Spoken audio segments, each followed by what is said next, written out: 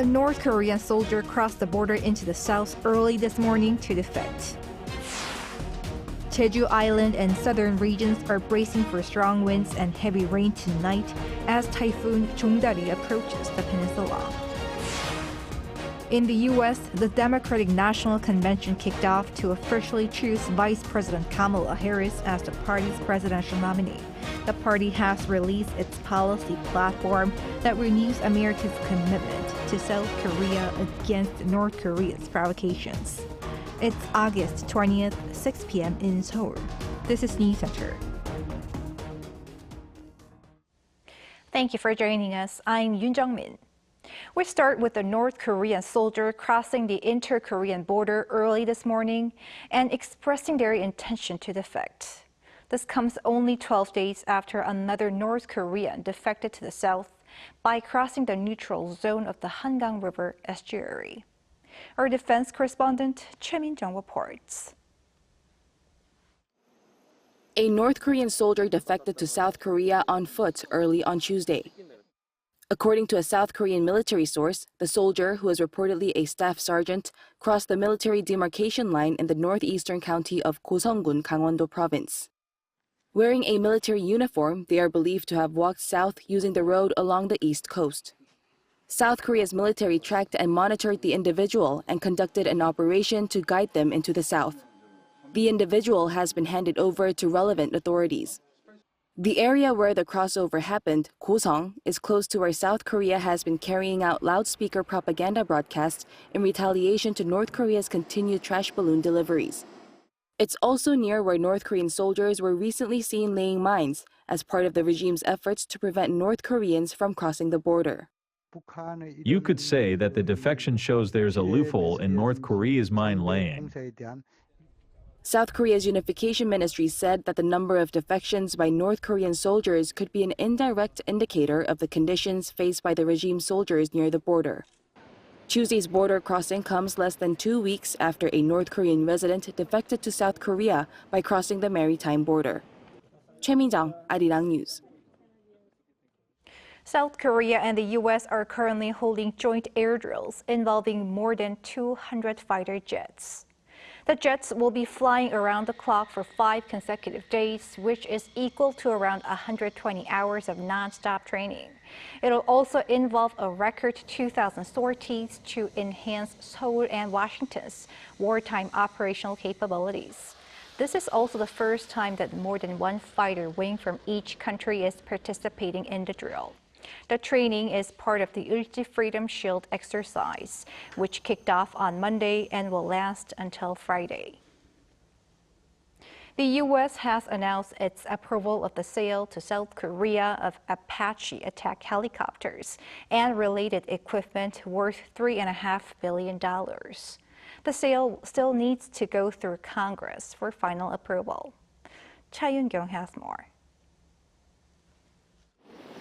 The U.S. Defense Security Cooperation Agency, under the Department of Defense, said in a statement on Monday local time that South Korea requested the purchase of up to 36 AH-64E Apache attack helicopters and 72 related engines. The deal is worth some $3.5 billion or 4.7 trillion Korean won. The announcement came on the first day of the Ulji Freedom Shield, a major combined military exercise between Seoul and Washington. The DSCA explained that the proposed sale will improve the Republic of Korea's capability to meet current and future threats by providing a credible force capable of deterring adversaries and participating in regional operations. One way for South Korea to purchase U.S. weapons is foreign military sales through the U.S. government, and another is commercial purchase through the private U.S. defense companies. This sale of Apache attack helicopters is classed as foreign military sales and therefore needs approval by the U.S. Congress before it is finalized. South Korea previously purchased 36 AH-64E Apaches and started operating them since January 2017. Cha Eun-kyung, Arirang News. The Supreme Court of Korea nominated on Tuesday the Seoul High Court presiding judge Kim Bok-hyeong to be the new justice of the Constitutional Court, replacing Justice Lee Eun-hye, who will retire next month. The Supreme Court described Kim as having extensive legal knowledge and skills acquired through nearly 30 years of experience. Kim is a Seoul National University law graduate, and she has sat on the Seoul Central District Court, among others. She will go through a parliamentary hearing before the president's official appointment. Her appointment would keep the number of female justices on the Constitutional Court at 3 out of the total of 9.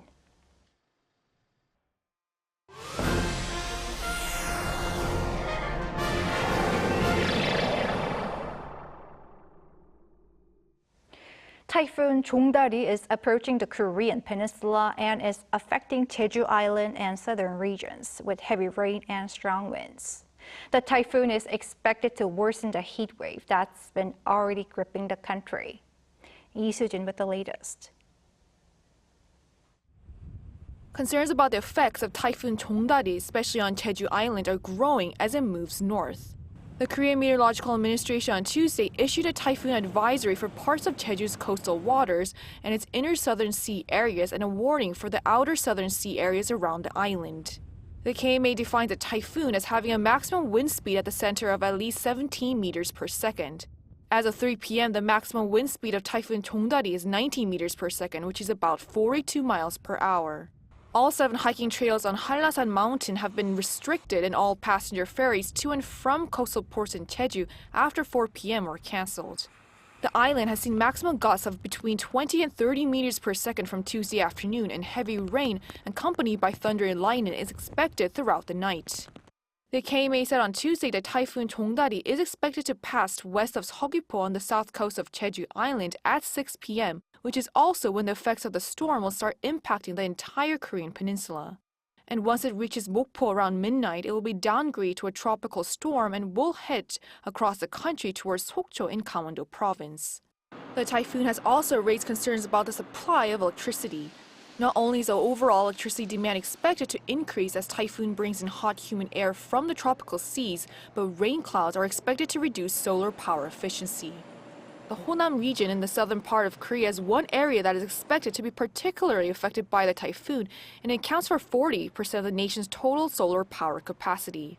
This comes as demand for electricity is extremely high, as Seoul is expecting its first ever month-long consecutive streak of tropical nights as of Tuesday. According to the KMA, Seoul has seen 30 straight days of tropical nights starting July 21st. While the rain is expected to temporarily lower temperatures on Wednesday and Thursday, they will go up again on Friday, with heat waves and tropical nights persisting until the end of the month. Lee Soo-jin, Arirang News. The government and the ruling party today announced their key direction for next year's budget proposal. That included sharply increasing support for small businesses and expanding benefits for families with multiple children. Our correspondent Shin Ha-young has the details. The government and ruling party will focus the 2025 budget on supporting vulnerable groups, boosting economic vitality, and preparing for the future. As household finances are tight and domestic economic challenges are expected to persist, various physical and financial policy measures need to follow to address these issues. During a meeting at the National Assembly on Tuesday, senior government officials and the People Power Party agreed to issue a record 5.5 trillion Korean won, or around $4 billion in gift certificates, offering discounts for goods at traditional markets to support small business owners. We decided to reduce the number of restricted business types eligible for the coupons from the current 40 to 28. To address the country's low birth rate and aging population, benefits for households with 2 or more children will be expanded. This includes increasing the subsidy for buying electric vehicles to up to 6 million won, or $4,500, which is double the current amount. Also, for families with 3 or more children, the discount rate on public transportation passes will be increased up to 50%. In response to growing safety concerns about electric vehicle batteries following recent EV fires, the two sides also agreed to deploy 90,000 EV chargers with fire prevention features and allocate extra funds for purchasing unmanned water cannons and other firefighting equipment. The PPP emphasized that the budget for next year aims to maintain sound financial management while also improving welfare for the socially vulnerable. The government plans to submit the final bill to the National Assembly on September 2nd. 신하영, Arirang News. The Seoul Central District Prosecutor's Office has indicted the driver involved in the deadly car crash near Seoul City Hall early last month. The 68-year-old man was taken to trial on Tuesday while under arrest under the Act concerning the settlement of traffic accidents. Investigation and forensic data confirmed that he had pressed the accelerator pedal instead of the brake. This contradicts the driver's claims that there was a sudden unintended acceleration of the vehicle and his brakes were malfunctioning. This accident left 9 dead and 5 injured.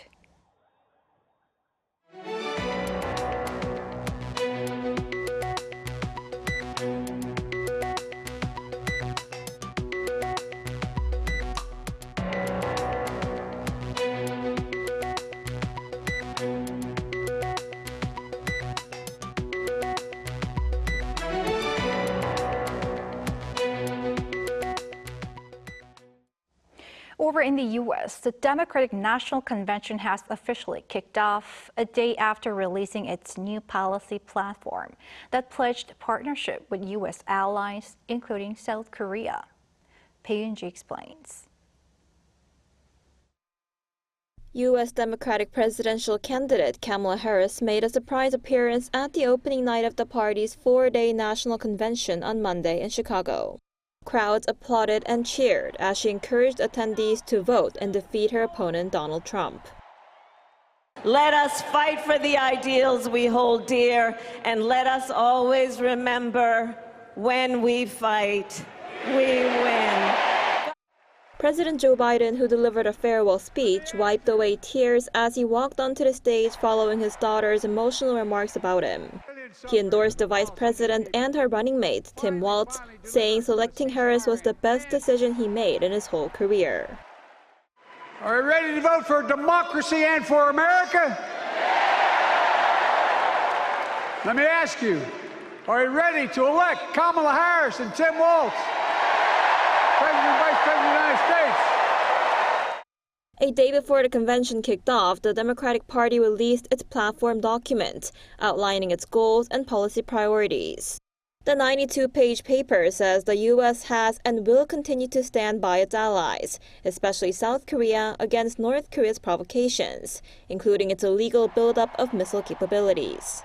But the latest document did not directly mention the United States' pursuit of denuclearization of the Korean Peninsula, unlike the version in 2020, when it included a pledge to build a sustained, coordinated diplomatic campaign to advance the longer-term goal of denuclearization. Regarding the matter, South Korea's foreign ministry said the U.S. and the international community are strongly committed to achieving denuclearization, adding that it will continue to closely work with Washington on North Korean issues, regardless of the election result. Meanwhile, just a few hours before the key speakers took to the stage at the Democratic National Convention, Republican presidential candidate Donald Trump visited Pennsylvania, an important swing state that he hopes to win. Speaking to a crowd at a manufacturing facility, he mostly focused on economic messaging, while predicting that it will result in a financial ruin for the country, and Pennsylvania in particular if Harris wins.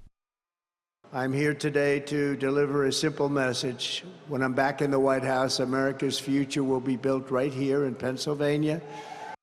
In recent polls, Harris has been narrowing the gap with Trump, both on a national scale as well as in battleground states like Pennsylvania, which could determine the results of the election in November. Pei-Yun-ji, Arirang News.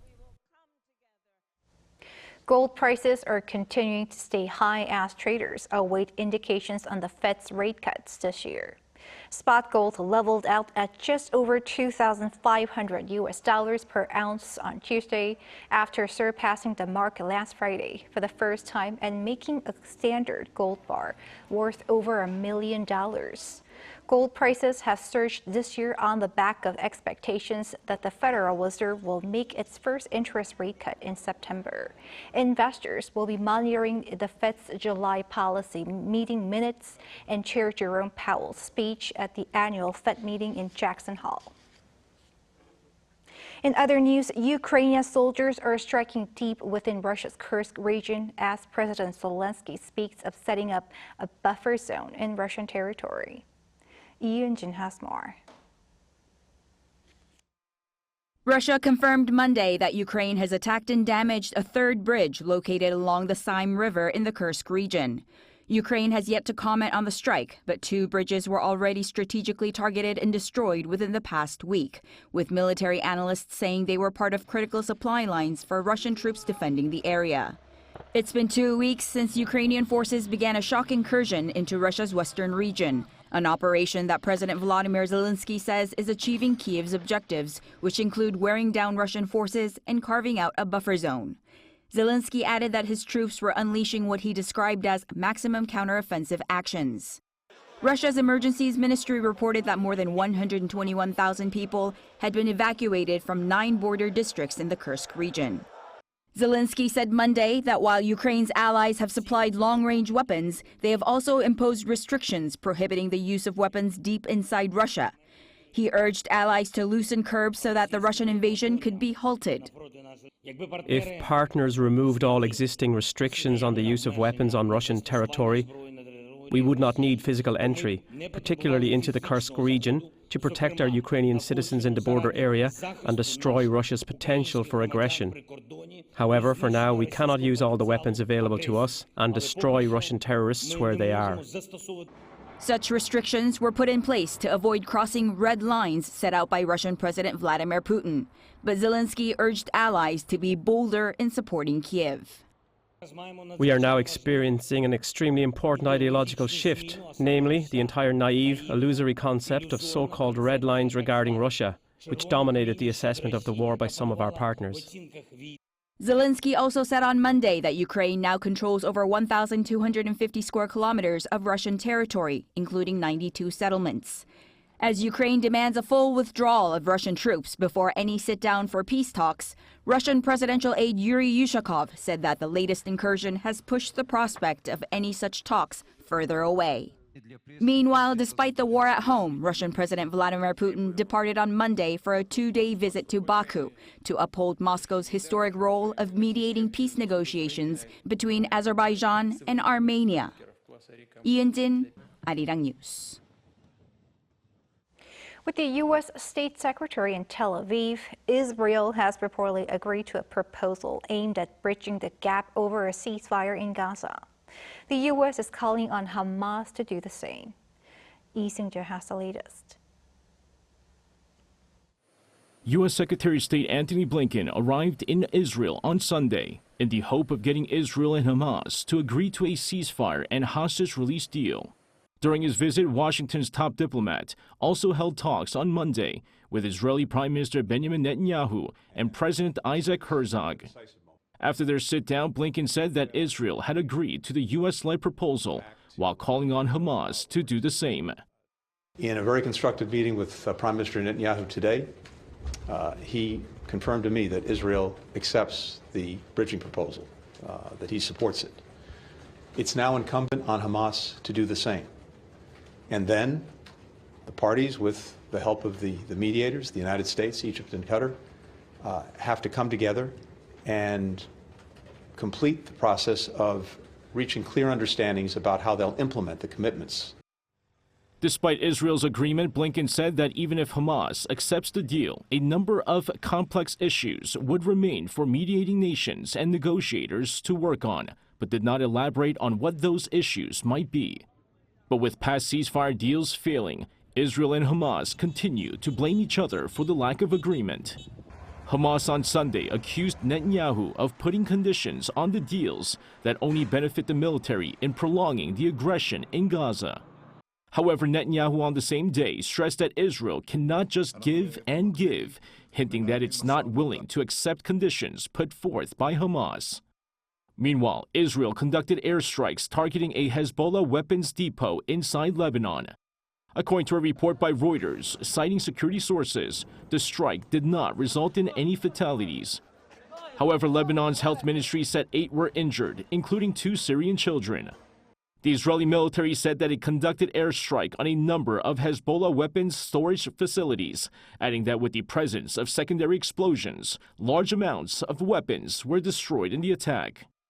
The latest airstrike is the second targeting Hezbollah weapons depot in the past 3 days, as the Israeli military targeted another on Saturday, leading to 10 deaths, including 2 children. Lee Seung-jae, Arirang News.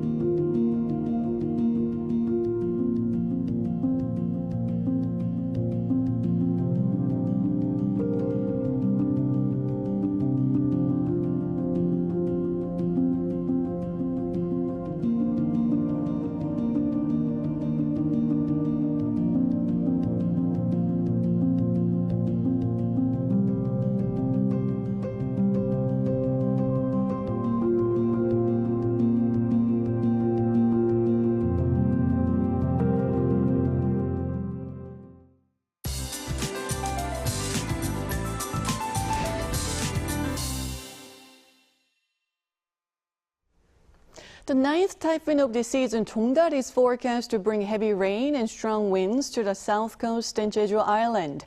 Once it reaches waters west of Mokpo around midnight, it will be downgraded to a tropical depression and continue to head towards Sokcho in Gangwon-do province. Waters of Jeju have been under typhoon alerts, and hot, moist air should pour down on the south coast. Until tomorrow, there could be 100 millimeters of downpours. The rest of the country will see 5 to 60 millimeters of showers, and the capital area will see heavier rain on Wednesday. The typhoon didn't bring any heat relief today. The capital saw highs nearing 37 degrees Celsius this afternoon. Heat will stay overnight, with the capital forecast to wake up to 31 consecutive tropical nights tomorrow. Highs will be similar or a couple of degrees lower than today, Seoul getting up to 31 degrees, Daegu, Gyeongju at 34. This year's heat waves will stay longer with more extreme temperatures, so stay safe. That's Korea for you. Here's a look at the international weather conditions.